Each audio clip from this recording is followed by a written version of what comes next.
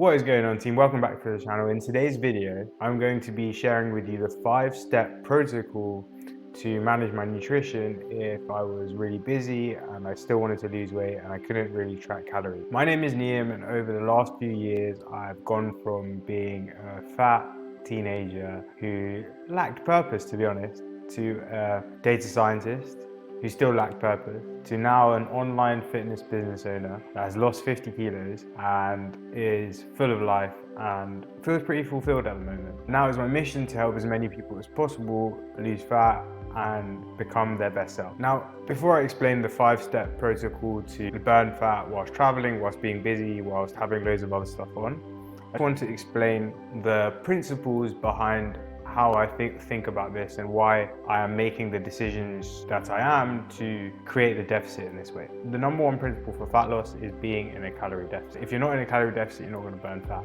So every single decision I make in these 5 steps is all going to be allowing me to create this calorie deficit and giving me as much chance as possible to do this. However, the other part of fat loss is that we've got to be in a calorie deficit for a long period of time. And if you think about it taking 3,500 calories of a deficit to lose 0.5 kg, if you want to lose 20 kg, that's going to take 40 weeks. So we want to make this fun, we want to make this sustainable, we want to make this an enjoyable experience. And so we're going to be trying to create this calorie deficit whilst having lots of fun. So when you're traveling or when your emergency arises, you're not going to be able to track calories, you're going to be busy. So it's important to have some structure in place so that you can keep this calorie deficit going, so that you can still continue to crush your fat loss goals. And it's a good fallback if you can't have all the systems and tools available to you. You can just pick this up and be like, all right, it's a tool in the toolbox. So the first thing that I would do is delay my first meal by,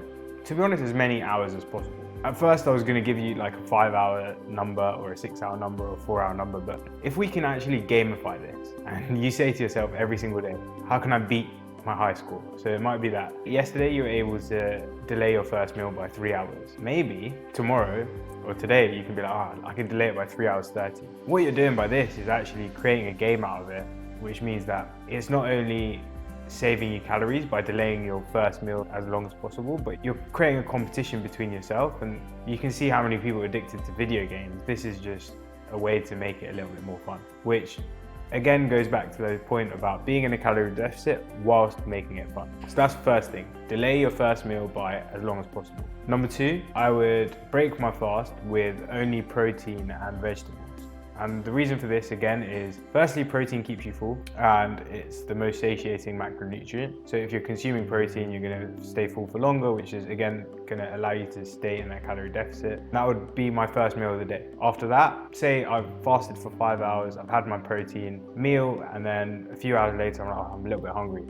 At that point, I would have a protein-based snack. So this could be a protein bar, a protein shake, maybe a piece of chicken, maybe some eggs, something pure protein, again to keep me full and not waste calories on other macronutrients that are not going to be the most bang for their buck in terms of allowing me to create that calorie deficit. Also, protein's really good because it allows you to retain the muscle that you have, which means that you can burn more calories at rest throughout this period that you're in a calorie deficit. That's step 3. Step 4, I would have, to be honest, a balanced dinner. At this point, I've delayed my first meal, and then for the first meal, I've had protein and veg, and then for my second meal or for the snack I've had just protein.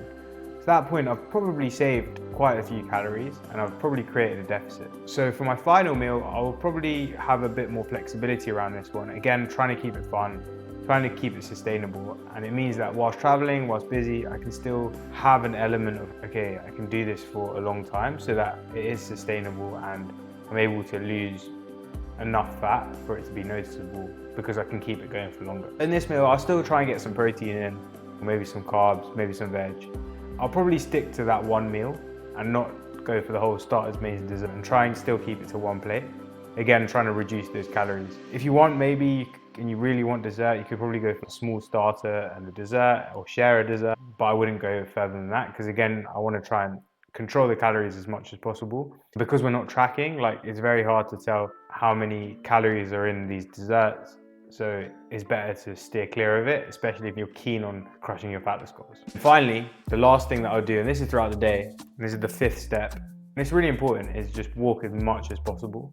Any opportunity to get up and walk and go and do stuff is a way to burn calories. And this is something that you can gamify as well. So if you did 8,000 steps yesterday, do 10,000 today, and then do 12,000, and try and make it a fun game against yourself of like, how many steps can I get done in a day? And this is going to allow you to burn as many calories as possible throughout the day and keep calories low in terms of your intake. By doing those two things, you're going to hopefully create a deficit, allow you to continue crushing your goals whilst traveling, whilst being busy, whilst having everything else on. And then when you get back to routine and you are able to track calories, it's not like you've lost any speed and you can just keep that momentum going. And honestly, momentum is so powerful. So anything that you can do to keep momentum going during these busy periods is going to be a vote in the direction that you want to go in, because it means that you're not stopping. It means that you're continuing to push on, and that is really powerful. That's it from me today.